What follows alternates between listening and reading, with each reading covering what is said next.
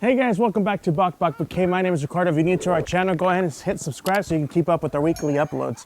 In today's video, it's gonna be super quick, super short, but I do wanna just stress something that when I build these coops for clients, this is our own coop, we just finished it.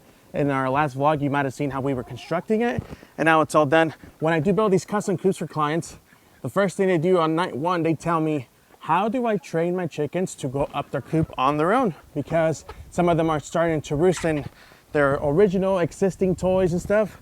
So very simple. Sometimes the chickens will go up there on night number one, all on their own. They roost up on their roost bars and they go to bed. You just close the door, or if you have an automatic coop door like we have, it'll shut on its own. But if your chickens are a little resistant, or if your chickens don't want to go inside their coop on their own, well, for example, you have a little playground for them, and then right behind me over here. So if you have things like that where they like to roost on during the daytime, because that's what we use them for, it's just so that they don't get bored and they can roost up here in the daytime. Well, guess what? If you have a brand new coop that they're not used to, they're probably going to end up roosting on these toys at night. So my biggest advice to you, it's not forever, but just temporarily, if you could just remove these toys from your run, your chicken area, your chickens will have no choice but to want to climb up on something.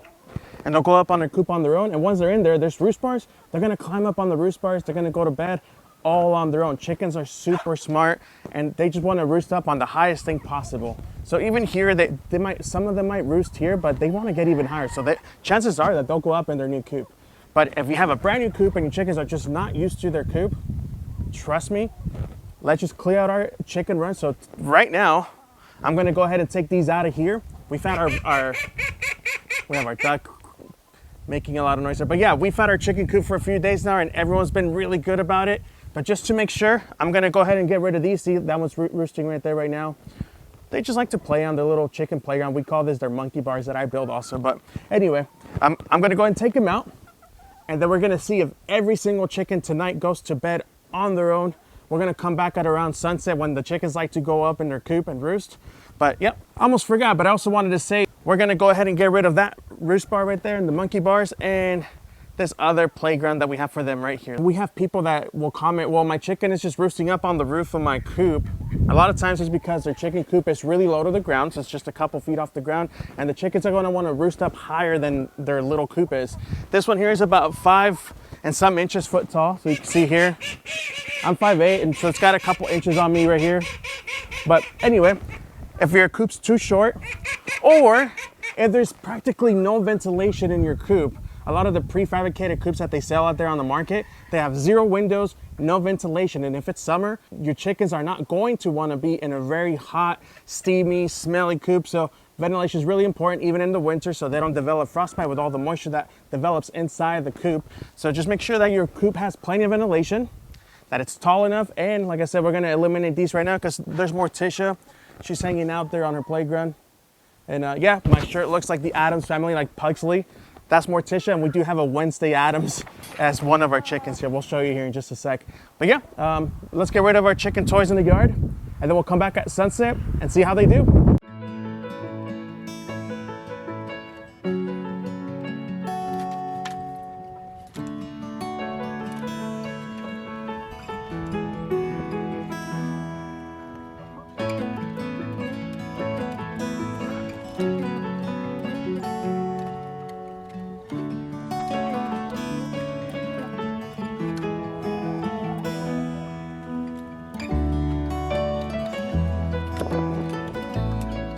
If your chickens don't go inside their coop right away, you might have to just physically pick them up. And we like to just kind of pretend like we're walking them up the ramp. We put them up in the door. And then once they're all in there, if you just close the door, you're gonna find that your chickens will roost up on their own later on that night or in the morning when you let them out. But you might have to physically pick them up just for the first couple of days and then just kind of teach them their routine of going inside the coop.